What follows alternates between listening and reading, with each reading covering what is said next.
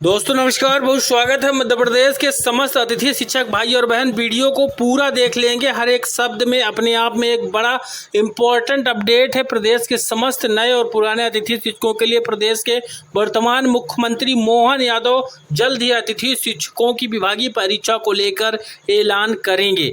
आज एक बार फिर से पूर्व मुख्यमंत्री शिवराज सिंह चौहान से अतिथि शिक्षकों ने मुलाकात की है और सीधी बात की है कि आप अपनी घोषणाओं के आदेश जो किए थे उनको आप जारी करवाएंगे कि नहीं करवाएंगे, हमको आज ही बता दीजिए। इस पर हम विस्तृत अपडेट आपको दिखा रहे हैं। साथ ही अतिथि शिक्षकों की आगामी जो रणनीति है उसके बारे में भी बता रहे हैं। आपको कंप्लीट जानकारी बताएंगे। बड़ी खबर मध्य प्रदेश के अतिथि शिक्षकों को लेकर आखिरकार शिवराज सिंह चौहान को एक बार फिर से अतिथि शिक्षकों ने घेरा। सीधा जवाब उनसे चाहा गया कि उन्होंने जो घोषणाएं की उसका क्या हुआ, उसका यहाँ पर लागू करवाएंगे कि नहीं करवाएंगे, उनके पास उतना पावर है कि नहीं है। तमाम तरह के जो है वहां पर बातें हुई। इस पर शिवराज का बयान, अतिथियों ने फिर रोका शिवराज का कफिला, महापंचायत की घोषणाओं पर सीधा सवाल किया। मंत्री पूर्व सीएम ने क्या जवाब दिया, यह आपको देख लेना चाहिए। एक अतिथि शिक्षक ने शिवराज से सीधा पूछ लिया कि आप महापंचायत की घोषणा पूरी करवा सकते हैं तो हाँ बोलिए, नहीं तो ना बोलिए। जो भी आपका जवाब हो आज ही हमको बता दीजिए, क्योंकि हम लंबे समय से सरकारी स्कूलों पर सेवाएं दे रहे हैं, परेशान हैं हाँ और ना के चक्कर में, इन घोषणाओं के चक्कर में। तो यहाँ पर पूरा अपडेट आपको मिलेगा। 2 अक्टूबर का जो आंदोलन है उसके बारे में भी अपडेट आपको मिलेगा। अतिथि शिक्षकों ने अपनी मांग को लेकर एक बार फिर शिवराज सिंह चौहान का कफिला रोक लिया। घटना 29 सितंबर की है, जब शिवराज का कफिला नसरुल्लागंज में थे। 29 सितंबर 2024 की बात हो रही है। वहीं यहाँ अतिथि शिक्षकों ने कफिले को रोककर शिवराज सिंह चौहान को अपनी पीड़ा बताई। एक अतिथि शिक्षक ने महापंचायत की घोषणा पूरी होगी या नहीं होगी, इसको लेकर सीधा सवाल भी इनसे पूछ लिया। इसके बाद शिवराज सिंह ने इसका जवाब दिया। क्या जवाब था, सभी अतिथि शिक्षकों को देख लेना चाहिए। यहाँ पर अतिथि शिक्षक ने पूछा, आप हाँ या ना आज ही हमको जवाब दें। वहीं अतिथि शिक्षकों ने जैसे ही शिवराज सिंह चौहान का कफिला रोका, सबसे पहले अतिथि शिक्षकों ने डीपीआई द्वारा उनको निकालने की बात बताई गई कि उनको निकाल दिया गया है। 30,000 करीब अतिथि शिक्षक अभी स्कूलों से बाहर है, उच्च पद, प्रमोशन और अतिशेष की प्रक्रियाओं के कारण, जिस पर शिवराज सिंह चौहान ने आश्चर्य व्यक्त किया कि क्या ऐसा भी हुआ है। इस मौके पर मौजूद एक अतिथि शिक्षक ने शिवराज से सीधे पूछ लिया कि आप महापंचायत की घोषणा पूरी करवा सकते हैं तो हाँ बोलिए या फिर ना। जो भी आपका जवाब हो आज ही हमको बता दीजिए, क्योंकि हम परेशान हो चुके हैं। वहीं महापंचायत पर शिवराज का जवाब क्या था। अतिथि के सवाल के बाद शिवराज सिंह चौहान ने कहा कि मैं अपनी घोषणाएं पूरी करवाऊंगा।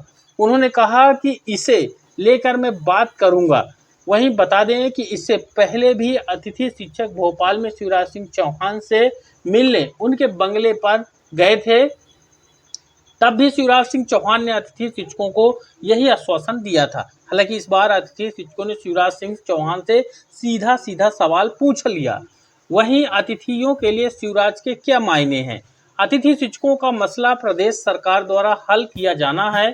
इसमें मुख्यमंत्री और स्कूल शिक्षा मंत्री का ही निर्णय ही मायने रखता है। बावजूद इसके अतिथि शिक्षकों के लिए शिवराज सिंह के क्या मायने हैं। आखिर अतिथि शिक्षक शिवराज सिंह चौहान को बार बार रोक के उनसे क्यों उनकी घोषणाओं के आदेश जारी करवाने का आग्रह कर रहे हैं, तो इसके बारे में भी आप समझना पड़ेगा।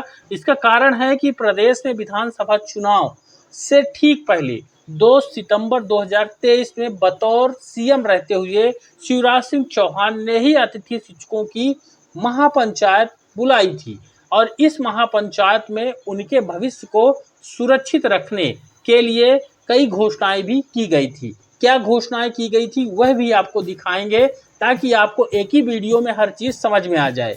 वहीं अतिथि शिक्षकों ने शिवराज सिंह चौहान को अब वही घोषणाएं याद दिलाई है, क्योंकि उन्होंने वादा किया था कि ये घोषणाएं हैं और ये इसी सत्र से लागू की जाएंगी। लेकिन अब वर्तमान सत्र शुरू है और वर्तमान सत्र खत्म होने जा रहा है, लेकिन उनकी घोषणाएं जो केवल घोषणाएं हैं, आदेश उनके जारी नहीं हो पाए हैं।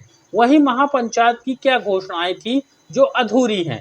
महापंचायत की जो घोषणाएं थी वो अधूरी हैं उसको समझिएगा। यहाँ पर आप देखिए कि अतिथि शिक्षकों को पीरियड नहीं मिलने के हिसाब से मानदेय दिया जाएगा। ये पहले नंबर में घोषणा थी कि उनको पीरियड के हिसाब से जो पहले का मानदेय होता था वो पीरियड के हिसाब से होता था। मिनिमम 3 पीरियड अतिथि शिक्षकों के होने चाहिए थे, अधिकतम जो है 4 पीरियड का ही उनको दिया जाता था, हालांकि लिमिट नहीं बनाई गई थी, लेकिन 4 का ही नियम बनाया गया था। 4 से ज़्यादा पोर्टल एक्सेप्ट ही नहीं करता था, क्योंकि वहाँ पर बॉन्डिंग की गई थी 5,000 की, 7,000 की और 9,000 की। यानी वर्ग 1 अतिथि शिक्षक को पहले 9,000 मिलता था, वर्ग 2 के अतिथि शिक्षक को 7,000 रुपये और वर्ग 3 के 5,000 रुपये मिलता था। और इसमें पीरियड के हिसाब से प्रेजेंट जितने दिन अतिथि शिक्षक होते थे उनमें से ये जो है जिस एब्सेंट और छुट्टियों का पैसा कट जाता था।